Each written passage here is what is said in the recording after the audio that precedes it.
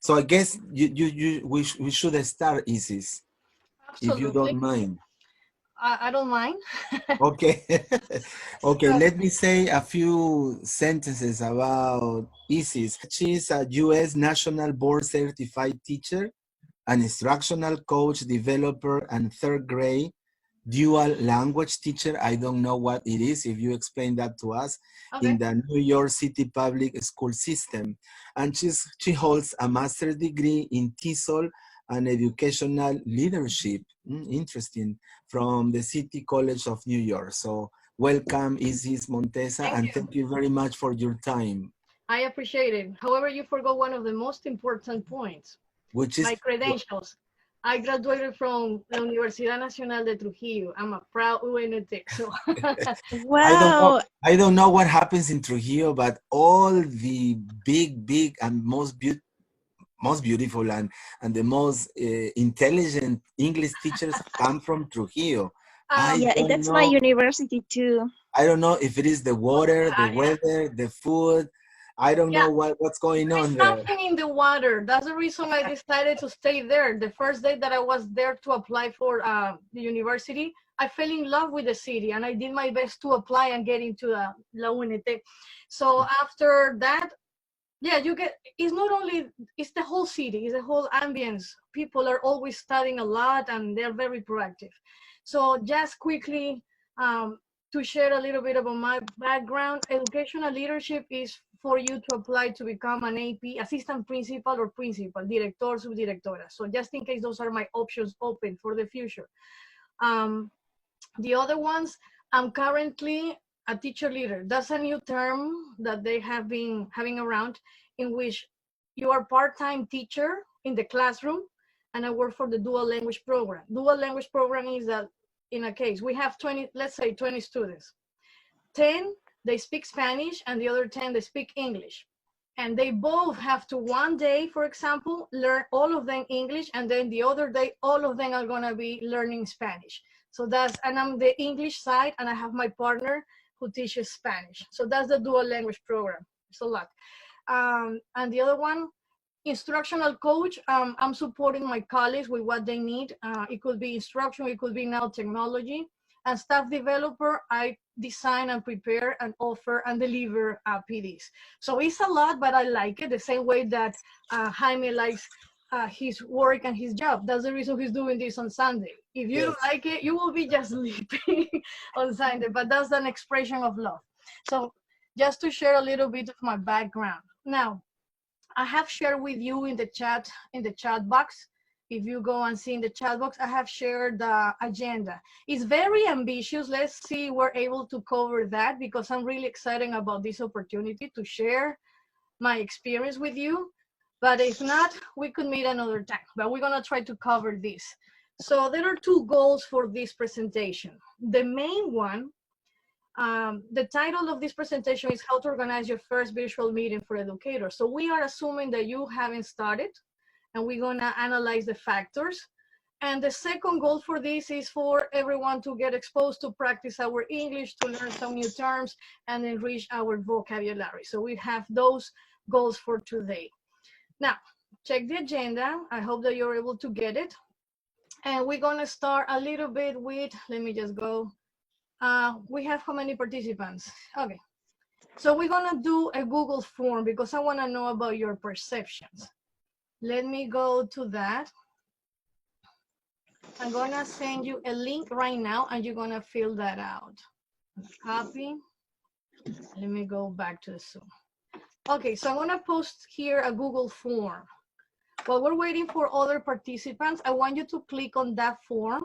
Jaime, let me know that everyone is able to get in. Well, I am able. I don't know about the others. Yeah, I'm just checking. Okay, so Okay. quickly just take your time to fill that out in 1 or 2 sentences, so we're gonna be able to analyze the data. Okay. Okie dokie. Yeah.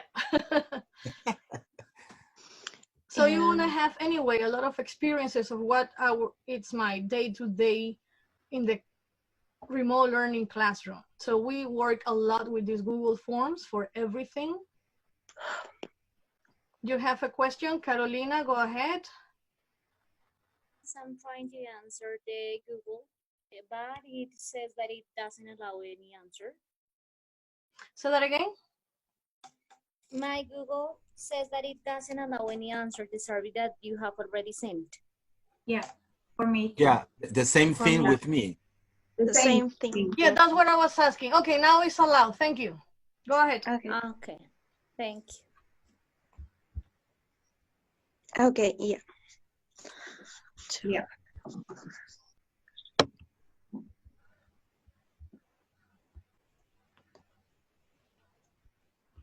Okay, now. Yeah, so you have this Google form. If you're working from 3 to 5 grades, 6 to 8, 9 to 12, or college level, or other if you're working at an institute or academy, external to... Sorry, Isis, yes. when you say college level, is like university? Yes, college and university level. Okay, okay. Okay, so we have the band. How many times a week do you conduct a live virtual meeting with your students? Be honest. We really appreciate your honesty. You don't need to impress anyone. So you don't do anything at all during the week, once a week, twice a week, 3 times a week, every day. That's a fast one. Okay.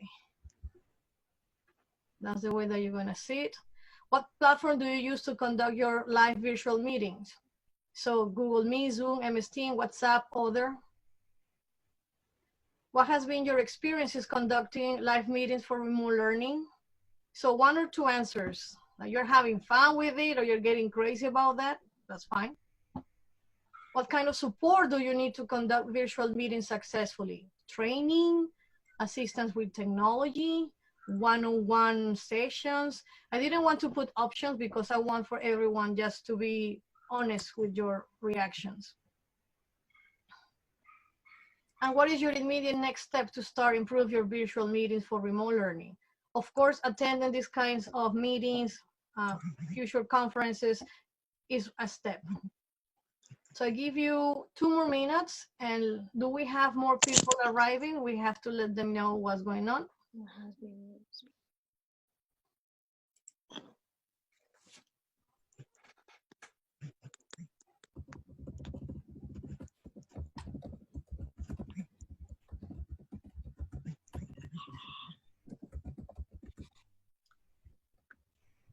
Let me say good morning to Mariela Ortiz, Cecilia Mayanga, Carolina Reina from Colombia, if I'm not wrong, Priscila and Yes, Marielena. you're right. Yeah, and Ana Lucia, my ex-student and now colleague. Good morning. Good morning. Andy. Good Morning to all of you. Thank you for sharing this invitation. Okay, today let's thank Isis Monteza. Hi. So if you just arrived, I just put the link again because if you're arriving after I put the link, that means that you were not able to see it. So I posted again and fill that out when you get the time. We're gonna move on. We're gonna share the results later. Take your time. So we're gonna continue. The next thing in our agenda, just to understand where I'm working from and to understand that in the United States, we have like different realities. When I go to Peru and visit family members and friends, they tell me, oh, something happened in the US, but they believe that the same situation is going to happen across the country. No, it's a huge continental country and we have different realities. And yes, we cannot deny that there is a lot of suffering and poverty. We cannot deny that it's a lot of affluent people in wonderful mansions and having everything, whatever they want. So we have both realities. And I want you to understand where I'm coming from and working with here in the United States. So we're gonna be clear about sharing the experience that I'm gonna share. Let me just share the screen one more time. I'm gonna be going back and forth.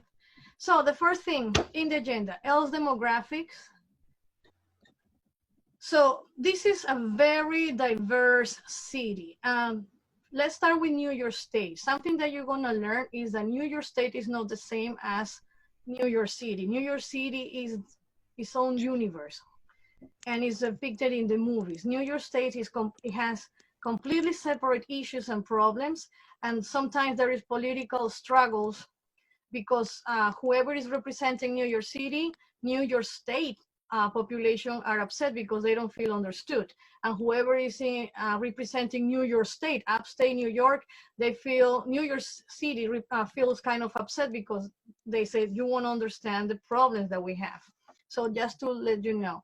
Now in New York State, you have this data from 2017-18, ELL home languages.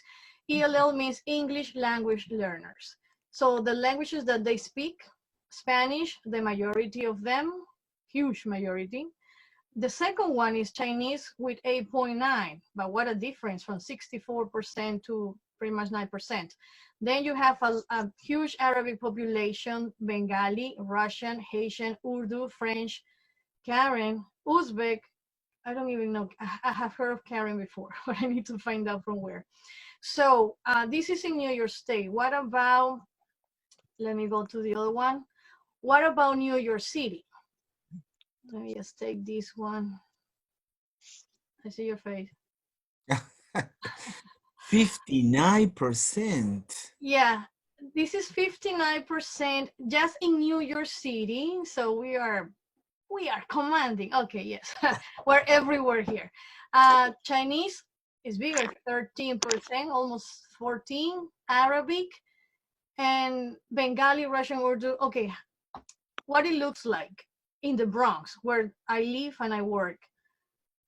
I used to work for 8 years in a middle school in which I was working with Arabic population from Yemen, Bengali population, and Spanish, and a little bit of French. But this French was coming from, not from France, but Haiti, well, that's Creole, and West African that they speak French.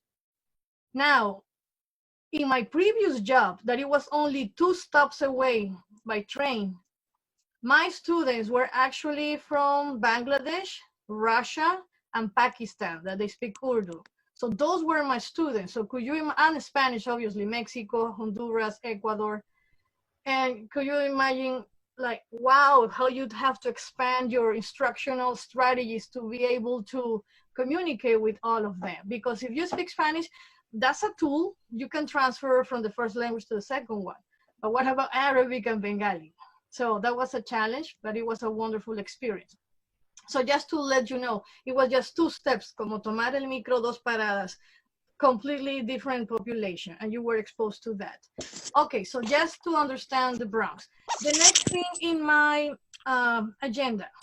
So I need you to see in images the places that I work with. So let me just find my video. Okay, this video is from 2008, but I decided to pick that one because it's still the same reality, and we're gonna talk about what you see. So get paper and pencil. It's not a quiz, just take some notes about something that stands out for you, and then we're gonna discuss it. Oh, Jaime is giving us the example. He's ready with the paper and pencil. Follow the lead.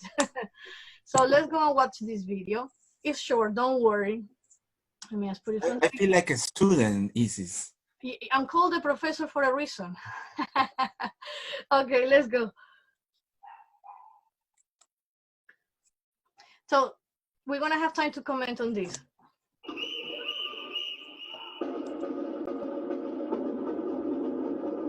Are you able to listen? Let me just double check something.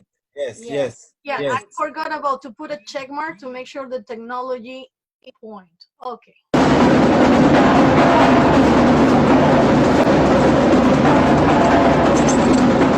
4 years ago, Jordan L. Mott Junior High School was one of New York City's most dangerous. Children were running around the hallways, the fire gongs were going off. There was a lot of fighting. Every single day, there was just fights.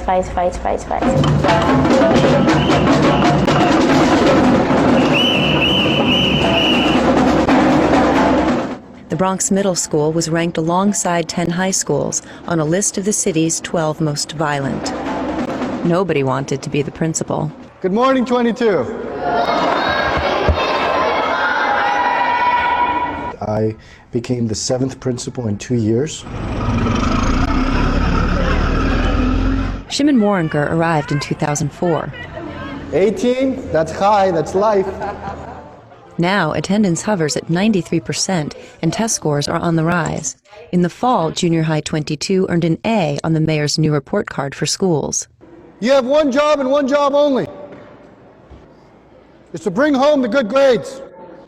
Mr. Waronker is a former U.S. Army captain turned Hasidic Jew. He can be as philosophical as a Talmudic scholar and as tough as a drill sergeant. It's your choice. If you're going to achieve academically, please sit up. You're in an assembly. His reforms have been ambitious and controversial. From the start, even his closest allies had their doubts. When he walked into the building, I'm like, well, how long is he going to be here? Lynn Burke Johnson has been at the school for 20 years. We previously had a principal for 60 days. How is he going to be different from anybody else? Yo no sabía hablar inglés. They didn't know my background, that I was born in Santiago, Chile, that I had lived in Guatemala, Honduras, and Uruguay. And when they found that out, they were like elated. Oh my God, he speaks Spanish. And so I wasn't just a religious Jew, but I was also a Latino, just like them. And that created a lot of trust. Trust motivated students like Clara Diaz, whose grades jumped from 55 to 80. He acts as like... So I'm gonna stop from there. The video is a little bit longer, but now we're gonna discuss. Let me just get all my... Stop sharing. So, first of all, let me clarify. Principal, just in case, el director de la escuela. Now, my first question, I want you to describe the principal, what you learned about him. I want you to describe the students that you saw around, what you noticed, and any other element that you saw in the video that caught your attention. So feel free to start to volunteer or raise your hand. Please. I have many comments, but please. Here I am. Thank you, Carolina. Carolina, go ahead. Finally, we meet. Finally. What I saw in the video was, I'm going to say not to hurt any sensitive, but just mentioning what I saw. So what I saw in the video is like a school where any teacher wouldn't like to be working. And the kind of school where students were, well, like the antecedents. The students were violent, maybe rude, but the video also portrayed how they improved a lot thanks to a good guidance and with the help and the support of a different principal who really trust in that community. That's all. Thank you, Carolina. Someone else, feel free to share what you saw about the principal, the students, the school. That is okay. Well, this is the first time I see this notice on the board with the guns. That was really shocking to me, and I say, Yes. wow. I have never seen that on a school wall before. This is the first time. And that's actually an issue that I would like to ask you at the end of your presentation. If you have seen, if you've been somehow, I don't know, scared or afraid about that. We can take the question as we go. That's a middle school. In elementary, you won't see that much. But in middle school, yes, because that's potentially when they're going to be some members of gangs, miembros de pandillas, that they're going to start recruiting students. The schools are, well, it depends. They have like cycles.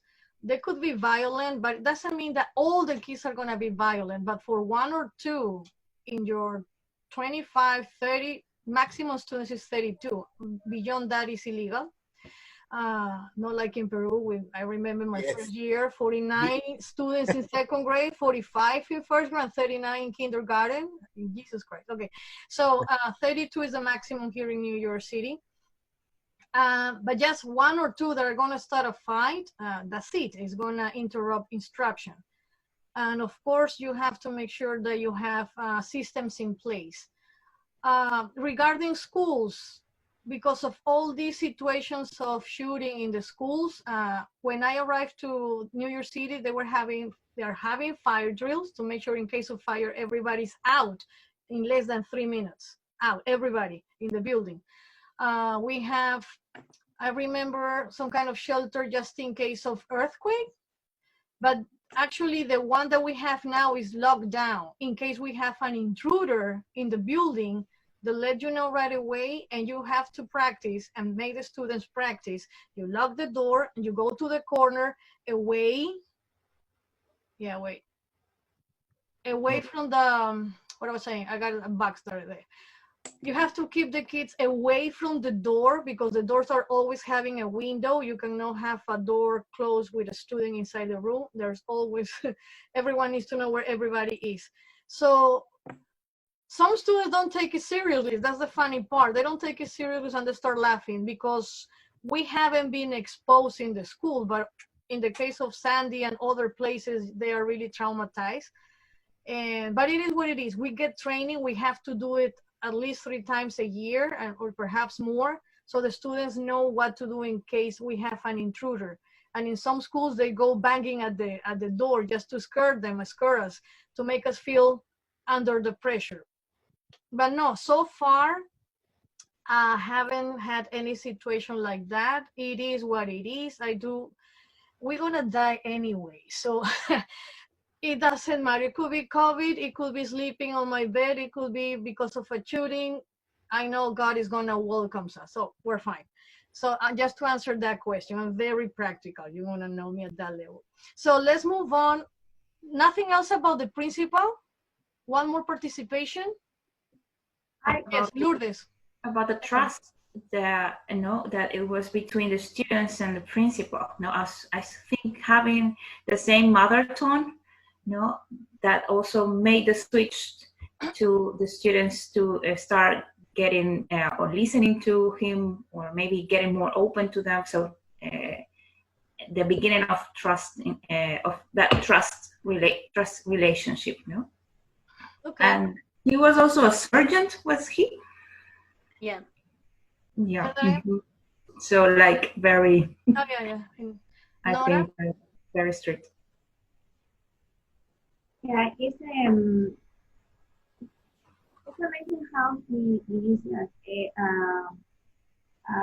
a army guy, was army guy, He's Spanish, he has is a Jewish, so and at the end he's like protect everything for the students and give them trust because as Lourdes say, is a Latino, it's Spanish, or is more, or he was born in a country and he faced everything living in the United States, so that makes him closer. But with the authority, like he was before and so it's and I was surprised when he said that he was born in Chile, so that made that, yeah, because the first thing that I saw when I saw him was Jewish, and it's nice how the relationship that he can create. Okay, Nora. So that's another factor here when you work in New York City, and it's not the same for New York State. It's completely different. For New York City, one of my principals in my middle school, he was half Puerto Rican, half African American. Then my next principal was from Ghana, Africa. Then currently my principal, my directora, is from the Dominican Republic. So we have this diverse population in terms of students and teachers. So I'm gonna move on to the next video just to let you understand that that's a unique situation for urban settings, because New York City is unique, but at the same time we have Los Angeles and we have Chicago. So it's similar for urban cities and different from the suburbs. Let me just share my screen and take you to the next video. Let me just find it. Yeah, so we're gonna compare the experience of working in New York City to this experience of this lady, and you're gonna comment on that. Let me make sure we play.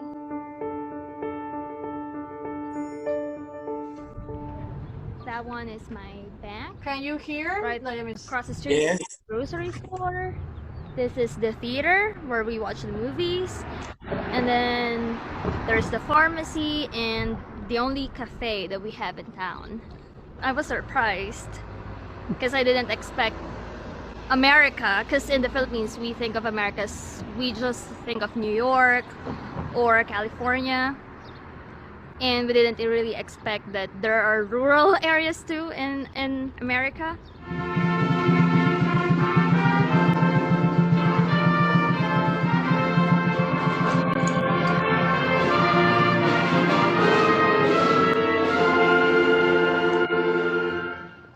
I'm Charmaine Teodoro, and I grew up in Manila.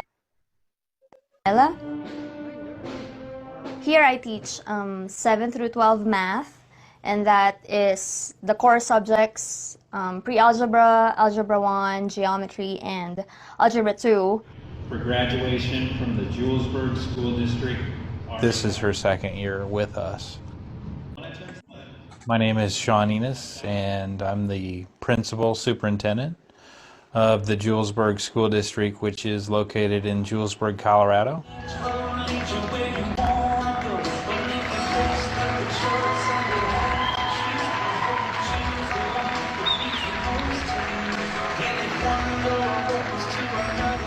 Didn't really think about it until I got in that place where I knew that I was totally out of options for hiring a teacher from the United States. 2 years ago, I had a long-time math teacher that resigned and moved away from the area that had been with our district for about the last 12 years. And so we ran that campaign for about 3 to 4 months trying to recruit and get applicants to fill that position. I ended up getting one application from someone in the United States. I wasn't able to recruit the one application that I had, so I knew that I needed to look for other avenues and options, and that's when I contacted a recruiting company which works with J-1 visas for teachers out of the Philippines. Thank you.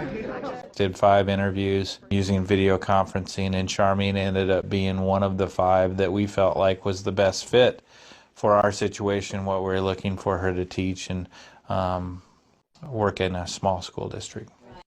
So, lucky for her, let me just go back, stop sharing.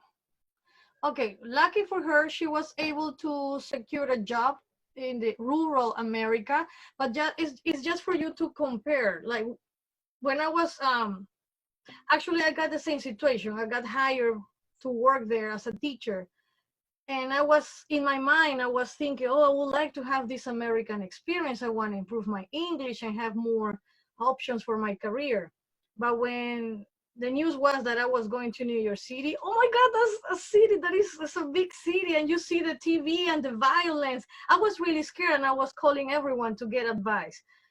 My final decision was, you go there, experience that for 1 year. If you don't like it, you can go back, and you will have something nice in your resume, and you will have that experience.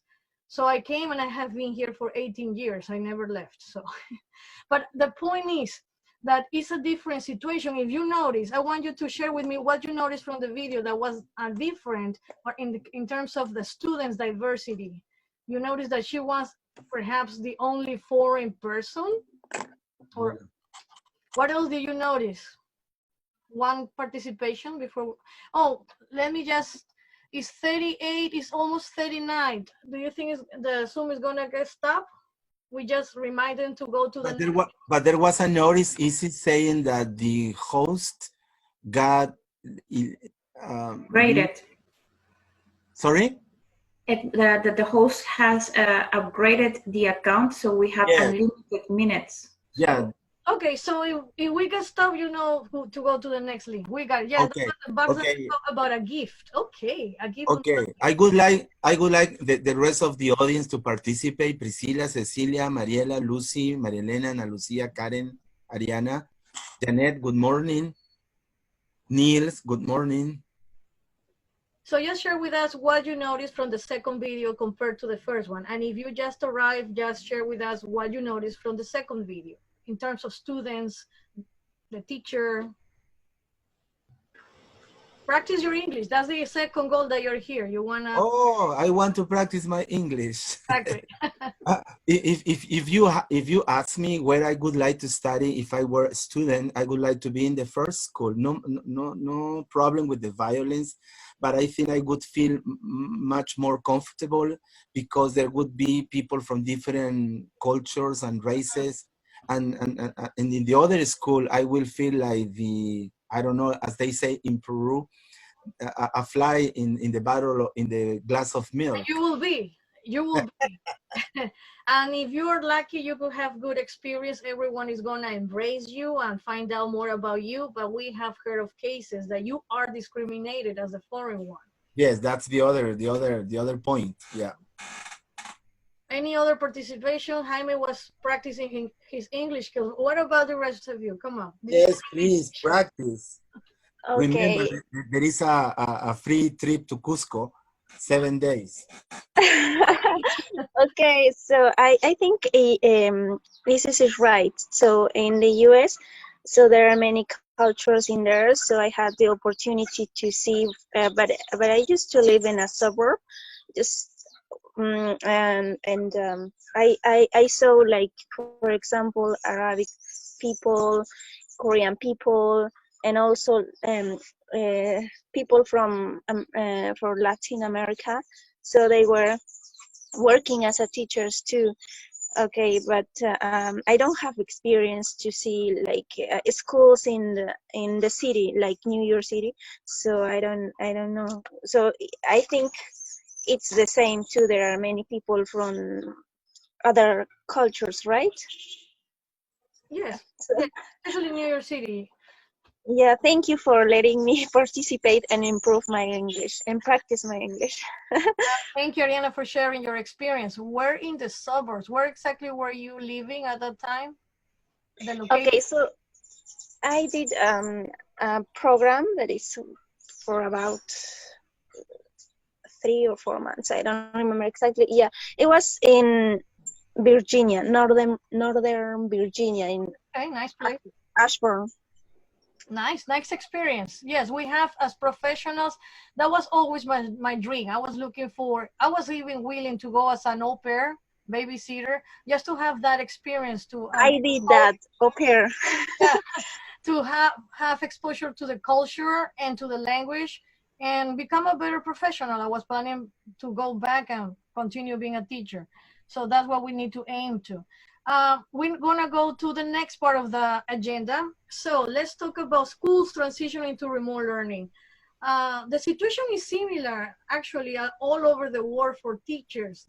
We were notified on a weekend that the schools were closing the following week. The students were not in attendance, and we were going just 3 days out of those to collect some staff, personal staff from the classrooms, and get some training. I would say some training. What we received, yes, it was, let's say, an hour of training, and then a lot of links for you to go and study by yourself.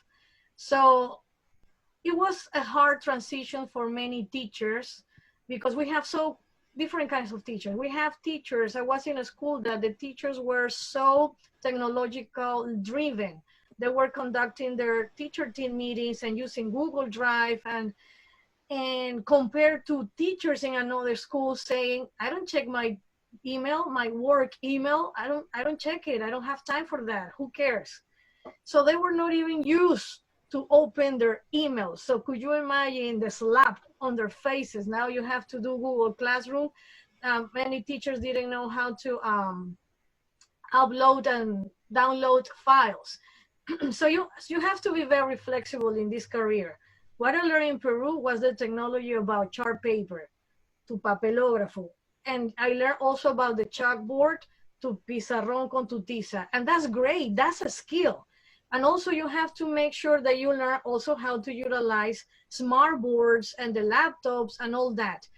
We have new teachers coming into the work in New York City, and they ask you, how do you use the chalkboard?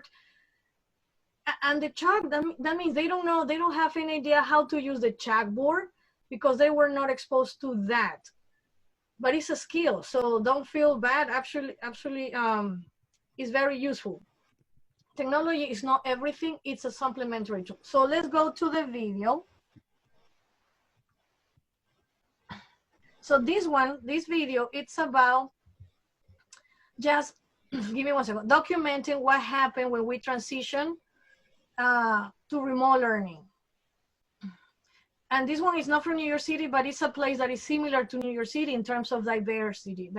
Okay, so let me just put this back, and then we're gonna comment on that. Pandemic hits. Some wealthier school districts had few problems converting to remote instruction. Most of their students had computer hardware, an internet connection, and other vital resources. When the pandemic hit, some wealthier school districts had few problems converting to remote instruction. Most of their students had computer hardware, an internet connection, and other vital resources. But other schools had to scramble and quickly find ways to continue to serve their students. Maria Villarreal has the story. I had to come to pack up all your things, and I'm so sad. Today particularly was emotional being in the classroom. At the end of the day, it's more about, I feel, relationships. And I'm very passionate about what I do. Cindy Reyes teaches second grade at the Como Leadership Academy in Fort Worth, Texas. What's the hardest part about this? Internet connection, availability. These are only 8. I have 22. How do we estimate this number? We visited Como Elementary in the fall last year. 91% of the school's population is African American or Latino. 94% of these students are economically disadvantaged, and more than half are at risk. Is there any doubt in your mind that a majority of your parents were probably having to work during this pandemic? Absolutely. Everybody's priority right now is making sure to keep a roof over their head, feeding their children, and still trying to navigate the world of teaching and learning. Principal Valencia Rines pushed to get 150 Chromebooks and 11 internet hotspots to families in need. And grading has changed to a pass-fail system. I have a surprise for you. To keep kids engaged, teachers make regular home visits. Victor Martinez stays with his mother while his dad continues to work his construction job. Best teacher ever. Today we're going to read a book. We have teachers videotaping themselves actually teaching lessons and posting that. Because And that's not required, is it? Absolutely not. And so to just be able to see my staff and all of us step up to meet the needs where we are, it's been what keeps me going. Everybody say bye. For CBS This Morning Saturday, Mireya Villarreal, Fort Worth, Texas.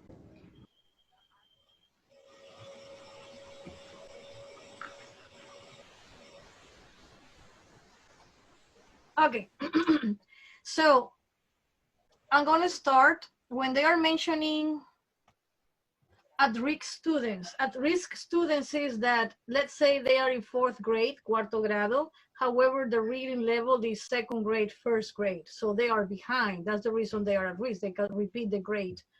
Also, when the teacher was saying I'm having my virtual meeting with 8 students out of 22, 25, pretty much this is common. Since we enter into remote learning, out of the 20, 24 students, you're lucky to have 6, 8 on a regular basis. That's the reality of what it is. And another point that it was mentioned in the video, when the journalist asked, the reporter asked, doing virtual meetings is not required. And the person said, yes, it's not required. That means that teachers are not mandated to provide virtual meetings. So we're gonna touch on that point in our next agenda item. So do you have any question or no? Questions or reactions to the video? I have a question. I don't know if it is connected to the video, but I was listening to you as a Peruvian teacher, and you are also Peruvian, right? You were born. Okay. How were you accepted as a teacher? Did being from Panama help you? Absolutely, 100%. That's a story for another meeting, but you want me to tell the story? I do it right now. Briefly. Okay. I'm Peruvian Panamanian, and I was raised in Peru, in Piura. That's my city, in my heart. I was born in Panama, but I'm also Peruvian. So for people to understand that concept, it was very difficult until I was on my 20-something, that suddenly the OMPE, ¿verdad? decided to automatize and use the same software across the country. So it was a relief for me to see a lot of Peruvians, Malaysians, Peruvians, Russian, Peruvians, because people they were not having the concept that you could have two nationalities because you were raised in both cultures. Your father is Peruvian, your mother is Panamanian. It was very difficult to explain. I'm Peruvian, but I was born in Panama. So you're not Peruvian, you're from Panama. And in Panama, I'm Peruvian, I was raised, yeah, so that means that you're not Panamanian. But I'm Peruvian, Panamanian, I have all the documentation and everything else. So I was working in Panama. I went to Panama just to also expand, having that option to expand my teaching career. And I was lucky enough, the same situation as the teacher from the Philippines, the Department of Education of New York City, they were looking for teachers around the world. They got 40 teachers from Spain. They were traveling, a small committee, and they arrived to Panama. And I was lucky that day I got the newspaper. There was an invitation for an orientation meeting. I was there, 30 people. I thought half Panama would be there, but there were only 30 people. At the end, you went to an interview, you presented your documents. That means the qualification is that you already were a teacher. That's one thing. And your passport ready, and that's it, you go to the interview. So a month later, I received an invitation. It sounds like a miracle, an invitation saying, our buffet of attorneys are ready to give you a work visa. Are you accepting this position? We're expecting you to arrive August 4th. I will never forget that day. And of course, I said yes. So when I arrived, only 6 Panamanians were selected. And out of the 6, like 3 only showed up, 4 of us. And at the end, only 2 remained but that's the story pretty much. I was at the right time, at the right place when they showed up in Panama, and they received me Nagos. They paid me for 2 weeks in a hotel. They took care of everything, social security number. I went to a job fair, got the position, and a month later, I was getting my first paycheck. And then I continued from there. And one of the things that allowed me to stay there is the promise that I will be treated with the same rights as any citizen working as a teacher. That was the promise, and it was true. Because you are scared that you're getting an invitation to work abroad, things happen, but no, it was true. So that's my story. So questions about the video? Hi, I want to ask you a question, but it's not for the video. It's for you. For example, how do you deal with difficult students in your experience? Well, it depends of the difficulty. Are you talking about behavior? Are you talking about instruction? Are you talking about academics? Be more specific. About behavior. Okay, you have to have in place a protocol, las reglas del caso, the protocol, that's what we call it. And you still will need to be more specific about what kind of behavior. That will be for another meeting, because we could talk so much about that, and it depends on the context. But in my experience, if you're lucky enough to have a system in place in the school, that the students are gonna be able to know that there are consequences. But in my personal, just in my classroom, what works is to have a good relationship with the parents, good relationship with them. When you address the parents, you have to work like we are a team. I'm not here attacking your child, so you're gonna feel attacked as well. So you don't talk bad about the child. You have to start with the positive points when you have to address that and get the parents' collaboration. And I always tell the child, look, your father, your mother loves you. They're doing their best. They're working really hard to make sure that you're here at school learning and you're not doing your part. The student gets like, what? And the parent, okay, you're not attacking me about being a bad parent. So that's one of my tricks and my tips, to get parents' collaboration, because this is what it's about, to improve, to help the child. So there is more to that answer, but that will be for another meeting. So when Jaime wants to invite me by December, I will talk about that. July. I in July, for sure. I guess Raj wants to say something. Well, I just want to comment about all of the 3 videos. In that, each of them, it demonstrates that the teacher isn't doing this as a job. The teacher is doing this because the teacher cares about what the teacher is doing and how the students are receiving it. So you mentioned the word relationship. So there's a real relationship between the student and the teacher, the dynamics.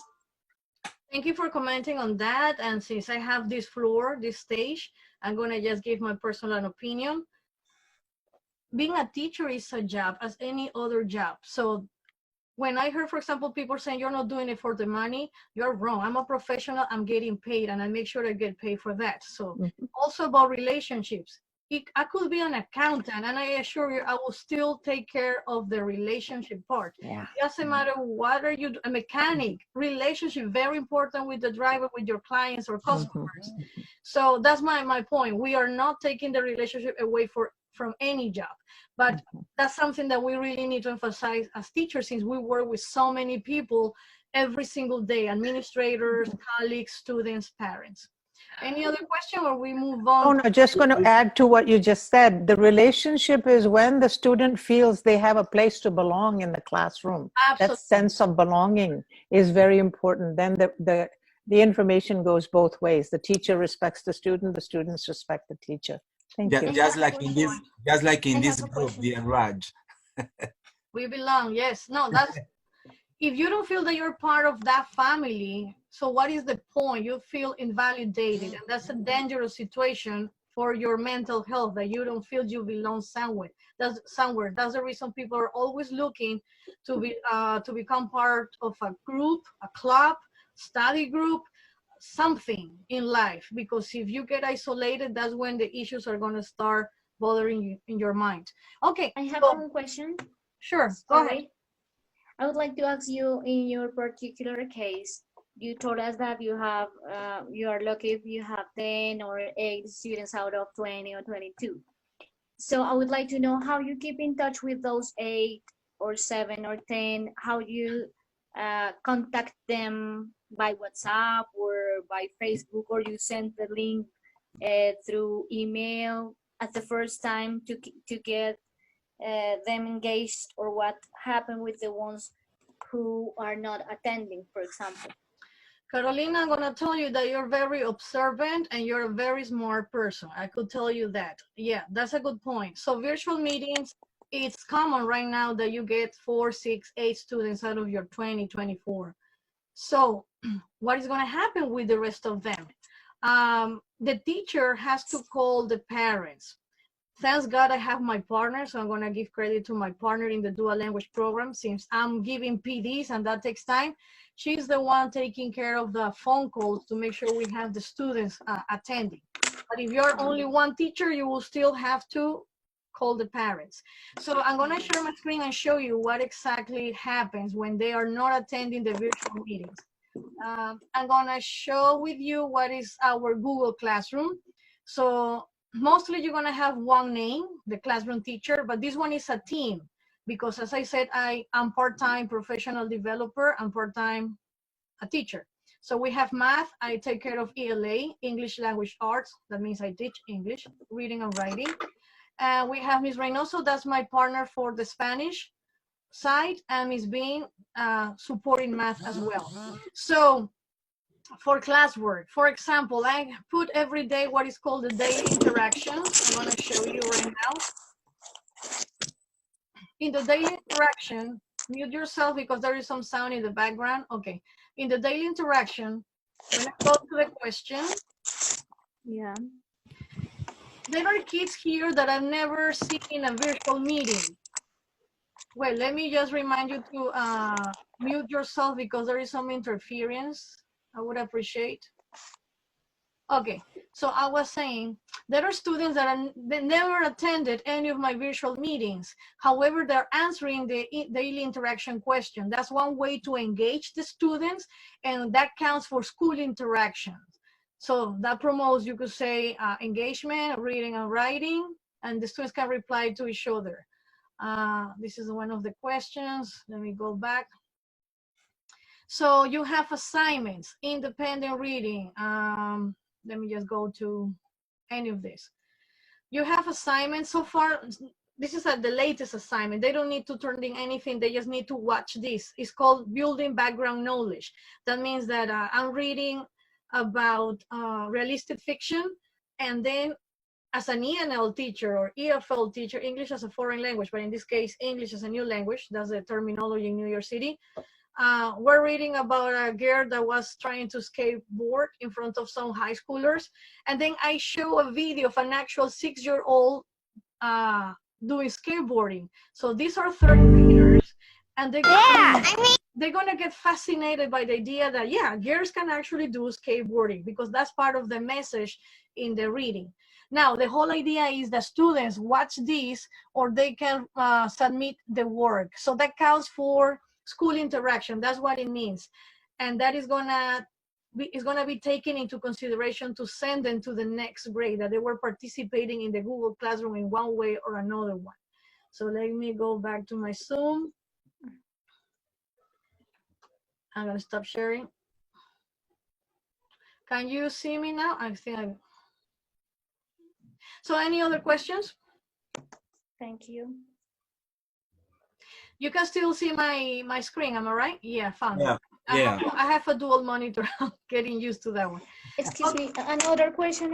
I don't want to bother you, but I would like to know if not all students have contact or virtual classes online, but all of them show up at any way. That means that 100 of the students have internet access. Yes, that was a big issue in New York City, but the chancellor could be como el ministro de Educación, but just for the city, the chancellor. They were making sure that they provided laptops at the beginning and then tablets for all the students. And we were having a deadline. So we were able pretty much to just get, until last week, students getting tablets. So many students were accessing the Google Classroom or the visual meetings with their parents' cell phone. But it is what it is. They got the tablets for the kids. It's not a gift. They have to return it eventually in the future because it's an investment. But it's just to make sure that no student was getting behind. And yes, the tablets are configured to have the Chrome, whatever they need, and internet, also Wi-Fi. Because of course, if you don't have Wi-Fi, it's gonna be unfair for the child. So that's what has been done here in New York City. All the students from the public school system receive tablets or laptops, and they come with internet, Wi-Fi, or the providers, the phone providers, they're also providing free Wi-Fi to the students. And there is a lot of resources for teachers that have been provided for free until the end of the school year, that will be June 26th. Everybody's trying to cooperate, that's the point. Okay, so we're gonna move on to the next part in the agenda. Those who arrive, I'm gonna send the agenda later, arrive later, okay. So, Google Meets one-on-one. We're talking about, I'm assuming that was the first goal, that if you're here is because you're planning to organize your first virtual meeting. If you already have experience, good for you. We're gonna talk about that. But the situation about one of the videos that was saying teachers are not required to do virtual meetings. That was stated by the unions for protection. Unions means el sindicato de maestros. To protect teachers. Why? Because you're transitioning from one week to another one to do remote learning, and you don't know anything about remote learning. I learned about Google Classroom, how to post assignments in one day. I was feeling like an expertise, and then I realized there were so many things that I still needed to learn. So teachers the first week, in my personal experience, but it was pretty much the same for a lot of colleagues, I shut down the first week because you are proactive, you know how to do your anchor charts, you know how you get your copies, your folders, your classroom, everything is beautiful. And then suddenly, how do you justify your salary? You are at home and you still need to learn about all these tools, online tools. So we were in isolation. Someone came to my rescue. One of my net worth colleagues showed me how to do Microsoft Teams. is pretty much another platform like Google Meets. And since I'm a instructional coach, I decided to organize my grade as usual, but this time online meeting. And that was a lifesaver for all of us because we were able to connect once a week and share and start discussing what we're going to do together for planning, curriculum planning, and share and checking on our well-being. So that's one of the things. So the union was protecting teachers because there were people that were shutting down. There were people that were refusing to do things and to learn because it's too much. But there were people that were in the other side of the continuum, meaning, okay, we need to teach new points, new lessons. How are you going to teach new lessons? They don't have the tablets. We're not ready. We're still learning about remote learning. There were people that were trying to start evaluating students. Why are you going to give them an evaluation if you can still, you don't know how many you're going to get around? So we were having all these issues. Now, that was in March. This is May. And something that I have learned is that you really need to meet with your students virtually. Not necessarily every day, but they need to have a face-to-face contact with you during virtual meetings because they have questions and you're going to guide them. So this is a presentation that we have for teachers. We already know that when you go into Google search, you're going to find like 1,000 tutorials to do Google Meets, how to use Zoom. But what happened? Teachers were not going after a month. You realize that many teachers are not going to those tutorials in Google. So what's the point? I was analyzing that situation and then I gave a PD at my school. This is my school. Let me just... So I work for the UFT Teacher Center and for my school, PS 73 in the Bronx. I represent Teacher Center and I work my services, my skills, they're under the service of the school. So the point is, we were trying to convince teachers that despite they are not mandated to meet with the students, that is something that is needed. You don't need to do it every single day when you are transitioning into learning, but if at least you can do it once or twice a week, and when we're talking about once or twice a week, we're talking about 15-20 minutes of your time. So you're going to have that human interaction with your students. Again, another point, teachers and educators are not replaceable. Just because you have all this technology, having that human contact, asking you questions. Those videos in YouTube, they have been there forever. But it's not the same when you're able to ask a question and pick someone else's brain and learn from that experience. And of course, we are unique and we want for our teachers to feel personal satisfaction. Remember, I was sharing with you the first week that we transitioned, the schools were closed and we went into remote learning. I shut down. Shut down means I didn't know what to do. I was extremely frustrated and kind of depressed because I didn't know what else to do. I needed training and as a professional, I'm proactive and suddenly I don't have my tools available with me. So that was the situation for everyone. But after a month, after 2 months, you still have teachers under this situation. So you need to invite them to try to do Google Meets or Zoom or Microsoft Teams. Why? Because summer school is going to be remote learning. We're not going back to the building. September, that is the beginning of the school year here in New York City and across the United States, we are not thinking that we're going back to the school building because we don't have a vaccine for this COVID-19. So let's say that we stay September and November still doing remote learning. Now it's going to be mandated to have virtual meeting with the students. So teachers cannot hire anymore. Behind that is not required. You were having the expectation to learn about that, to practice about that. You have the summer coming for us. That will be July and August. So we're inviting teachers to get prepared. And I'm doing that under my role, not because I have a big heart. It's because I'm an instructional coach. So that's my role, and I'm making sure I'm fulfilling that role by supporting my colleagues. So the purpose for the workshop, it was to, the same way, invite them to do Google Meets in this case for absolute beginners, to conquer this remote learning anxiety and to talk about the psychological factors that can influence remote learning performance. So How to organize your first virtual meeting for educators. There are plenty of videos out there and blogs about there. But perhaps what is needed is a conversation. Are you scared or you need one-on-one training? You need more personalized training? That's what we needed to talk about. So part of that PD was to actually do the tutorial about how to use it. And this is the approach that I was sharing with the first-time teachers organizing meetings. First of all, make them realize that they are already experienced users. When they attend meetings, conferences, school meetings, or professional development sessions, they're already using Google Meets or Zoom. So you already have some knowledge about the commands. That's one thing. Attend another teacher's Google Meet with students. So I haven't tried. I'm afraid. I don't know. I feel confused about how to go around, let's say, Zoom. I'm going to ask Lourdes that perhaps she's having a virtual meeting using the Zoom platform to attend those meetings, to see her acting as a teacher.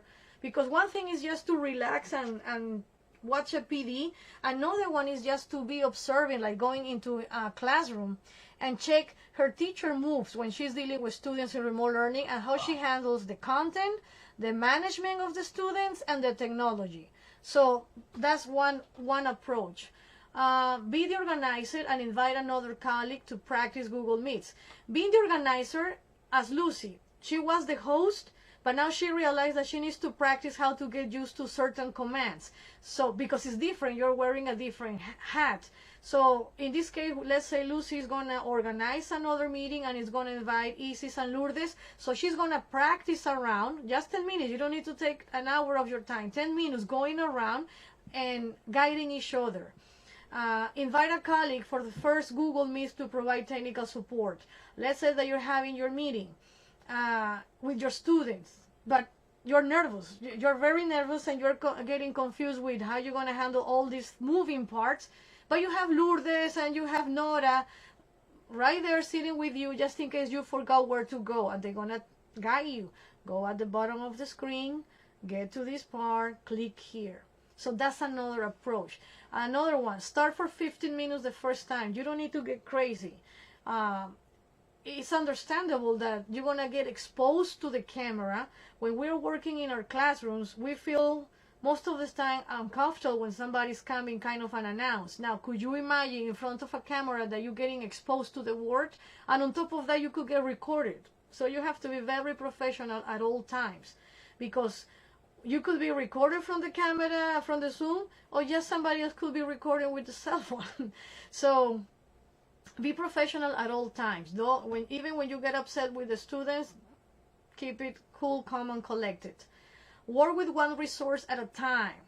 So if you're meeting for 15 minutes, half an hour, just focus on the reading of a passage, una lectura, that's it. Or one song, one part of the song, that's it. Or show a small clip of a video, 2 minutes, and then discuss it, that's it. Sometimes perhaps teachers are afraid that they're going to be asked so many questions. I don't know, we create a lot of scenarios in our imagination that are going to cause anxiety to us. So observe how students respond and adjust accordingly, meaning take notes of what's going on. And when the video is over, reflect on that. So this is what it is about. And then you're going to take it from there. Invite students to participate. Obviously, when you're having your 15 minutes, it's not everything about showing materials. Also, you want your students' reaction. So we're going to do that. And what is your reaction about the factors that could be influencing teachers that after 2 months of transitioning into remote learning, they don't even try once? Let's put away, of course, the technological capability. When I'm doing my instructional coach office hours, there are teachers that they don't have a mouse. They're trying to do everything with the laptop. You cannot do that with remote learning. You're working for hours, so you need your mouse properly. Or somebody has a laptop from 5 years ago, as long as that person remembers. So it could be an older laptop. So the internet is really slow, That person cannot get into Google Meets but can get into Zoom, so you really need to update yourself. So I'm going to stop and give me your reactions to what I share with you in the PowerPoint, and if you want me to share again, I'm going to just put it again. So those are the points. So what are your reactions about that, or your personal experience? Have you tried to do a virtual meeting? It doesn't matter if Google Meets or Zoom. Yeah, I have been doing this since May 4th. That here the education department say that this lockdown is going to be until December. So they asked to my school to send the plan for the 33 weeks, so until December. So in my school, they gave us all the quick training in Zoom, and then we changed now then we changed to Google Meet, because the school gave to all the students the Gmail with a school email address. So we send the invitations. We schedule the meeting, and we send to all the students or parents email that it has the extension of the school. And now where we work only with Google Meet, and we have 30 minutes the class, because they can be more than 4 hours. Secondary can stay two 2 hours, then they need a break, and then other 2 hours, no more than 4. Secondary and primary is different. So we have 30 minutes class, and what I do, I know that you say that one resort at a time. That's what I need to be more careful, because sometimes I want to do the reading or the listening, and at the end we play some games, no? But what I do is I share my PowerPoint that I prepare with uses of grammar or samples, and then I go to the other screen and I share the book, because we have our book on. And we have National Geographic gave us the book in digital with so we can click in the task and do the exercises with the students. And then I go back to my screen, and then we say goodbye, and then the meeting is over, but they do the worksheet, and if they have questions, they send us messages, the question through the other platform that the school has. So that is the way that I have been working since May 4th. What grade do you teach? What grade do you teach? I teach first, second, and fourth grade high school. Well, middle and high school. Middle and high school. Okay, first. And then I have my little ones, first grade elementary. You also have first graders in elementary. Wow. Go ahead, Jaime. No, I was saying that she's multitask. Yes, it's a lot. As all women. Yeah, we're that good. Yes or no, ladies? Yeah. Yes, you are. Yes, you are. So my respect. Okay, thank you. So the next point in our presentation. So we already talked about some psychological factors, because the technology is there, the tutorials are there. So something very important: virtual classroom rules. This is just an example. You can discuss with your students in English or Spanish, but it's very important that everyone agrees to the rules. This is just an example. Mute yourself except when you have the floor. Keep your video on for attendance purposes, because when you're having a meeting with 5, 7 students, it feels really awkward. They are not showing their faces, and you don't know if actually they're in another room playing video games. So that's one of the reasons for engagement, and to keep the thing serious, they need to show up their faces. Also, you're able to see, although you're able to see how they react to the content that you're teaching. Okay, who wants to participate? Nora? No, sorry. Carolina? No, I was going to tell you if you could please zoom this in, but I actually realized that I could do it. Sorry. Okay. That was so nice, that virtual classroom rule, because now it's different. Everything is different. We have rules in the classroom that now they are different. Like, for example, mute your mics, keep your mics mute, just unmute when you are going to talk, and then mute back again, or raise your hand virtually. So this is another language. Yes. Avoid distracted, but you can Google the virtual classroom rules, teach for the heart is available. Avoid distracted backgrounds or actions. What I like is that it has icons, especially for elementary students, but for everyone. It's very, very useful. So just for the sake of time, I'm going to show you something else in terms of protocols and how you're going to present that to your students. So I have before we go to the PowerPoint, I have some videos that I want to show you, and you will have to practice with me. You know that Jaime, he plays the guitar and he sings, so we're going to test his skills. Yes or no? Okay, so let me put the volume up. Can you see the screen, Jaime? Yeah, yes, I can. Okay. Protocol at the beginning of the meeting? Yes, we're talking. Oh, okay. Thank you for letting me know. So I'm going to stop sharing. Yeah. Okay, I'm going to make sure thank you for letting me know. I'm going to take you to the right screen. So you're able to see the video? Yeah. Row, row your boat. So you remember row, that song? Row your boat gently down the stream. Yeah. Okay, I told you. He has merrily, to merrily, merrily, merrily. So we're going to just watch one part of this.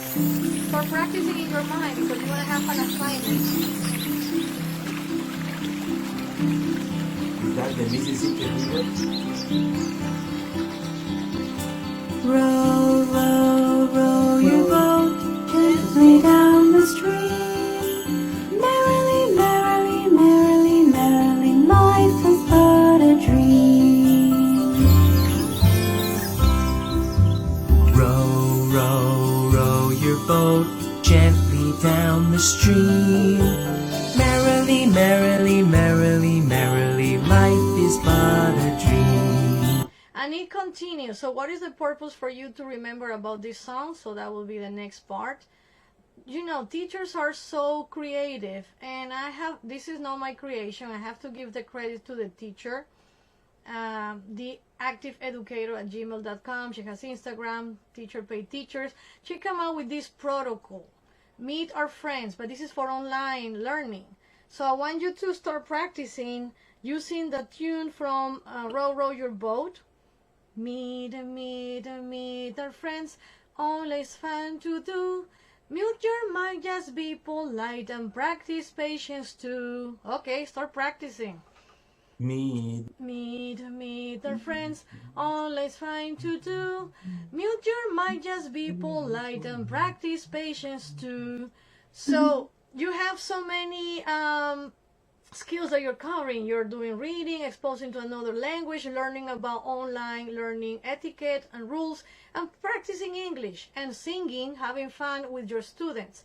So I think it could be either for first or even high school, first, second grade of high school, primero, segundo año, segundo. I think they're going to enjoy that. So you have one. I'm going to send this to Jaime, so he's going to make it available. And do you practice? Yeah. Do you feel comfortable? Okay. No, I feel like a student. I feel uncomfortable. You don't want to sing? You need to practice. No. Okay. I want to, but now I understand how my students feel when I ask them to sing. Oh, and they feel the pressure that they're going to mess up the tune. Yes, I understand. Yeah, it's a lot of pressure. So in the privacy of your Google Meets or your Zoom meeting, you go one by one and you take it from there. So now we're going to watch another song because you need, let me see, this one. And I'm going to show you a trick on that one.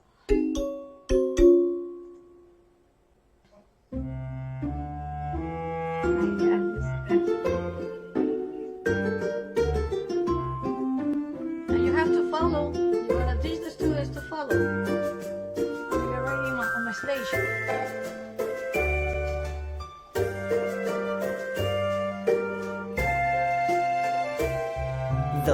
wheels on the bus go round and round, round and round, round and round. The wheels on the bus go round and round, round and round.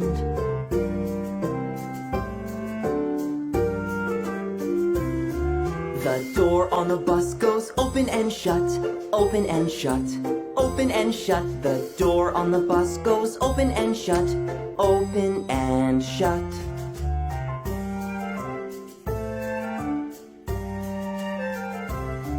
The wipers on the bus go swish, swish, swish, swish, swish, swish, swish, swish, swish. The wipers on the bus go swish, swish, swish, swish, swish, swish. Wait, let me just minimize it. Got it. Okay, so let me go back, stop sharing. So, we were doing total physical response, and now we're gonna use that tune. That's the whole reason. I'm not wasting your time. To get another protocol that this creative person came out with. Let me just get it from here. So we have this. We'll stay at home, but we learn, learn, learn, learn, learn, learn, learn, learn, learn. We'll stay at home, but we learn, learn, learn, learning at home. Our teacher might invite us to a meeting, to a meeting, to a meeting. Our teacher might invite us to a meeting, to a meeting. And then you take it from there. So I think it was very creative just to introduce the protocol instead of being always the serious step by step. Remember to mute yourself. Remember, you have to do that, of course. You have to put the seriousness in what you're doing, but it's okay, especially when you're working in teaching English. That's a fun way to learn so many, our teacher might invite us. That's grammar right there. So I hope that you find these resources useful. Let me take you back to something else that I wanted to show you. So I have these wheels on the bus. I got it from internet, but what is the issue? I'm gonna just, you can see my screen. What is the issue when you're looking for a video in YouTube? And let me put YouTube. I guess Lucy has a question. Oh, yes. Yeah. Before I continue, what is your question? What do you do in case of our upper grades, like 4th or 5th grade in secondary? I teach them, and it's very difficult in this moment. Well, in this case, you're not putting a song, but you're going to just talk to them. What will be our classroom management rules? And before every meeting, you have to remind them of that. So if they misbehave, you just go, okay, point number 1, point number 2. And there won't be more than 5 rules. You have to choose 3 and they choose 2. No more than 5, because 7, 8, 10. They forgot. Yeah, so it's only 5. And you have to repeat it. It's part of the job. Don't run away from that. They need to learn that you have a structure and it's set by those protocols. So create those. And when the students see that you as the authority, because you are the authority, you're the parent right there. When they see that you respect your own rules, they're going to make sure that the other ones respect the rules. So when they see that you're the first one that are following those rules, and make sure that everyone is in compliance to those rules or expectations, you can call it expectations. The same students, Juan is going to tell to Carlos, pay attention, you're not doing rule number 1 or expectation number 2. But you have to do the protocol, introduce the protocol to them, agree to that, repeat it every time that you meet. It doesn't matter. Make sure that you follow. You don't allow someone not to follow the rule and the other one because they're going to say this is a joke. And eventually, they're going to follow the rules. You cannot run away from that. There is no magic. That's part of the job, and it's called a structure. And this says the free meeting ends in 10 minutes. We still have time. Yeah. Okay, 10 minutes. So the next, any other question or comment? No? Okay, what I want to show you is when you are working on remote learning. I was saying you want to look for a video in Google, and I wanted to look for the wheels on the bus. Okay. So let's say let's take any video. This one. It's your favorite family tradition to drive to that familiar beach house with familiar faces and ABC Kids TV! So what you notice about what happened? You or have just to wait. describe what you saw. Go ahead. There is a commercial before? There's Yes. an ad. That's Yeah, one. there's an ad and you have to skip the ad. It's better if you download. Download is one way. That's okay. So that's one thing. You have the advertisement. Another thing that you notice. The other part of the screen. Yeah, there are other videos, but you never know what other videos the kids are gonna get exposed to because it's YouTube. You can get exposed. You start watching one video and ended up, like, let's say I was trying to get something educational and then I ended up in a tour in the Philippines and learning about some other stuff. But, you know, students, they don't have the mindset, the criteria to go to see those videos. So what I'm gonna show you now is a cool stuff called saveyoutube.net. So what I do is, let's say I want this video. I click on the URL, I copy, and then I go to Google and write save YouTube net. Take notes of that one. Save YouTube. You click on that and you click on here and paste the link that I copied before. It's gonna generate a link. I copy this link because I'm gonna put it on my WhatsApp or I keep it in a document, so when it's time to post it, I put it in Google Classroom, and then I go to Save View. So what is the difference? ABC Kids TV! No advertisements, no extra videos that can lead students somewhere else in the YouTube universe. So this is a cool stuff. Take note, saveyoutube.net. You just copy the link. I've already done it. Saveyoutube.net. And you can share that with other colleagues. So they create a safe place and they post the link in their Google Classrooms. Make sure that you keep the links in a Google document so you don't have to go over and over to the same process. But now it's clean. It's clean for the students, and that's what I did with other videos. I was just showing because I didn't want to waste with the advertisement. Is that free? It's free. Yeah, I just did it. It's for free. Really? Yep. I didn't know. I didn't know. That's the reason why I attend to those PDs. We share. We learn from each other. So when I was taught this is really cool. So the students get the link of what you want without getting exposed to the dangers of internet and the extra advertisement that they actually don't need. So what? Okay, we still, I don't know what, must have like 5 minutes. Okay, let me just show you alternatives. What about, there is a limitation for virtual meetings. For example, Easy, sorry to interrupt you. It just generates a new link in Save YouTube Net, and then I copy that link to paste in my platform that I wanna my students see the video. That is correct. All right, thank you. Yep. So I was saying, virtual meetings is not the only answer, but are very important because you have that interaction with the students and they're going to ask you questions. We cannot assume that they understood all the assignments. No, they won't. So they're going to be able to write questions. However, let's say that you want to teach them about how to use an online platform.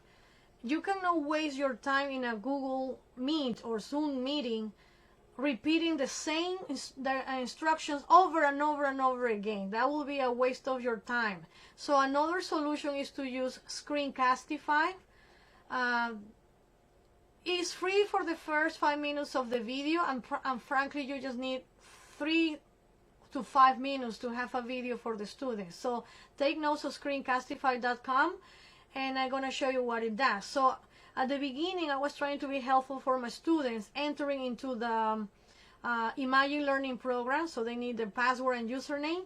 But after I did my video, and I'm going to show you, and I posted a video in my Google Classroom, they can play this over and over again, so I don't need to get a sore throat, dolor de garganta, and a headache for free, because they have access to the directions of what to do. And you can use that during your virtual meetings, remind them they have access to this video that you created just for them. So let's play it just to see. Good day, students. We're going to start using Imagine Learning, so we need to make sure that you have your username and your passwords.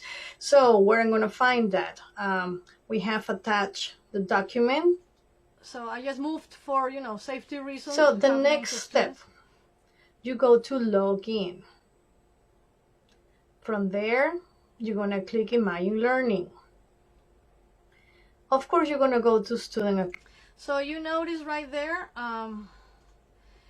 with that video tutorial, they can play over and over again, and it's an alternative to virtual meetings. So actually, if you complement both, you're going to be a rock star, because you have access to your student, the student has access to you, plus the video tutorials that you can use. So get pencil and paper, Screencastify. There are videos, tutorials on how to do it. It's pretty easy. When you install that, a window like that is going to show up. So you embed webcam. If you don't want to show your face because you don't feel like you look pretty that day, you remove it, so only the screen is going to show up. The microphone, very important. Pick desktop, and then you're going to start recording. It's going to sound, let's wait for it.